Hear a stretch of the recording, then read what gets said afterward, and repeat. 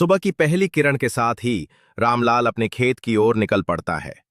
55 की उम्र पार कर चुका है, लेकिन मेहनत में आज भी कोई कमी नहीं।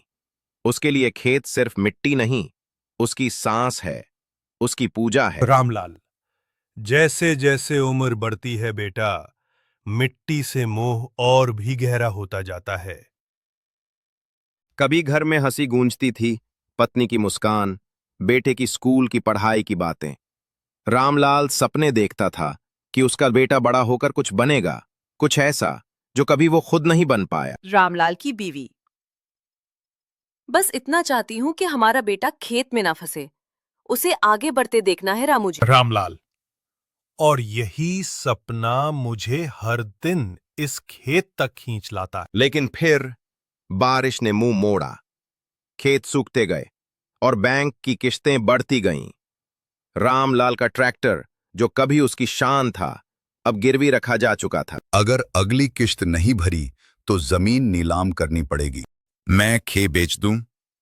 ये तो जैसे अपनी मां को बेचना होगा साहब। आखिरकार बेटे ने शहर जाने का फैसला किया। रामलाल जानता था यही सही है, लेकिन अकेलापन जैसे खेत की मिट्टी में उतर गया था।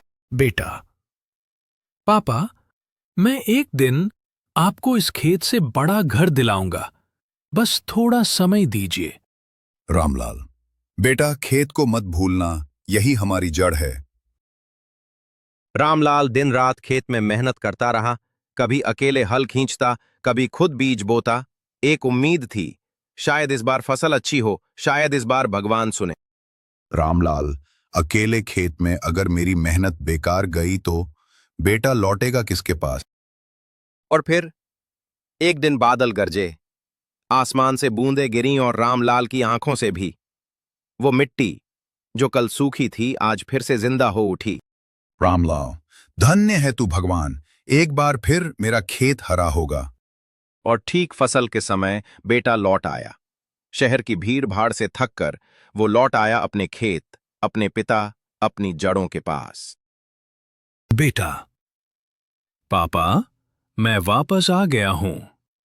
अब हम मिलकर खेत संभालेंगे। रामलाल, अब ये सपना अधूरा नहीं रहेगा। अब मैं अकेला नहीं हूं। रामलाल की कहानी हर उस किसान की है जो मिट्टी से प्यार करता है, सपनों को सींचता है और उम्मीदों से हर तूफान को हराता है।